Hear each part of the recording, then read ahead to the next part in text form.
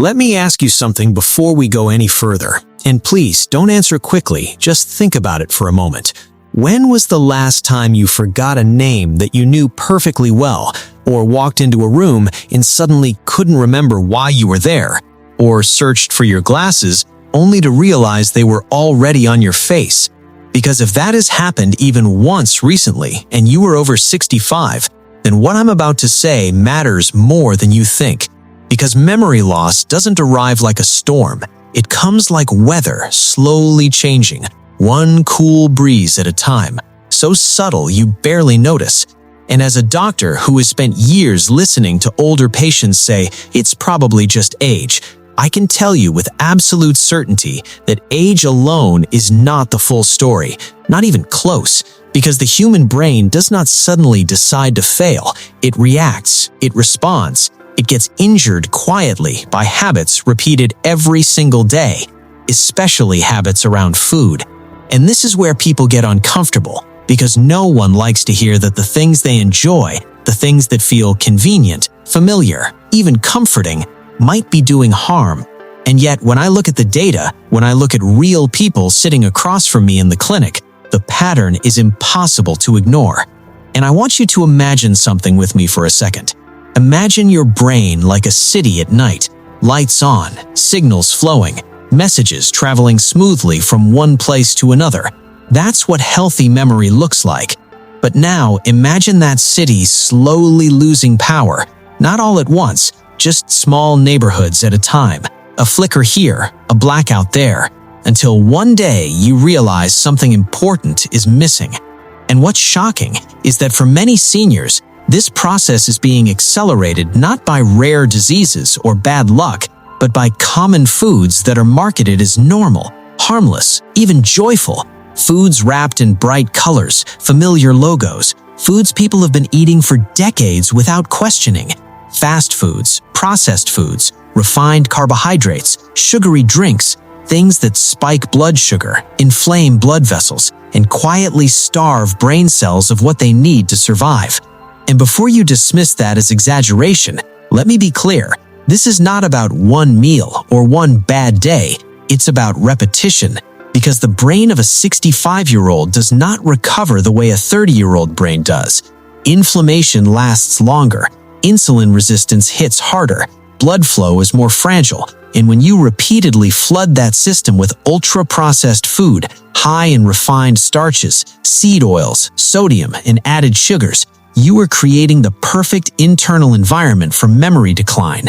And I've seen this play out in real lives. People who were sharp, independent, confident, slowly becoming hesitant, dependent, frustrated, not because they weren't trying, but because no one ever explained the connection between what they were eating and what they were losing.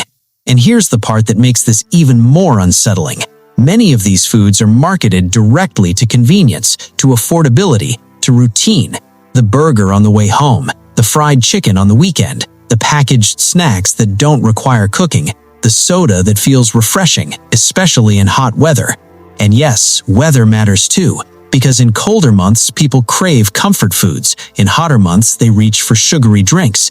And over time, those seasonal habits become permanent patterns, and the brain pays the price, quietly, slowly, until one day the damage feels sudden, and families say, it came out of nowhere. But it didn't. It was building for years. And this is where I want you to pause with me for a second, because fear alone is useless unless it leads to clarity, and clarity leads to choice. And the truth is, you are not powerless here, but you do need to understand what you're dealing with, because processed fast foods don't just affect the heart or the waistline, they directly affect the hippocampus, the part of the brain responsible for memory formation. They increase oxidative stress, they impair insulin signaling in brain cells, and they reduce cerebral blood flow. And all of that translates into slower thinking, weaker recall, and eventually, in some cases, irreversible cognitive decline. And I know that word irreversible is heavy, but it's honest, because prevention has a window, and that window does not stay open forever, which is why this conversation matters now, not next year, not after another small forgetful moment. And I want you to hear this clearly. Cutting back, even partially, even imperfectly, can slow this process and in some cases noticeably improve mental clarity. I've watched people regain confidence, focus, and presence simply by removing the worst offenders from their daily routine. And no, this isn't about perfection or fear-based dieting. It's about awareness, because once you see the connection, you can't unsee it, and you start asking better questions. Not what tastes good, but what keeps my mind sharp. Not what's easy today, but what protects my independence tomorrow. And if this sounds emotional, it's because it is. Memory is not just information, it's identity, it's stories, it's names, it's the ability to recognize yourself in the mirror of your own life. And losing that, even partially, is one of the most frightening experiences a human being can face, especially when it could have been slowed, delayed, or reduced by simple daily choices. And I'm selling you this not to scare you into panic, but to wake you up to responsibility. Because aging does not mean surrendering your brain, and food is not neutral. It is either helping you or hurting you every single day, and the sooner you accept that, the more control you reclaim. And if you're listening to this and feeling a mix of discomfort and relief, that's normal. Discomfort because change is hard, relief because now you know the enemy, and once you know it, you can act calmly, steadily, without drama, one decision at a time. And that is how real prevention works, quietly, consistently, before the storm ever fully arrives.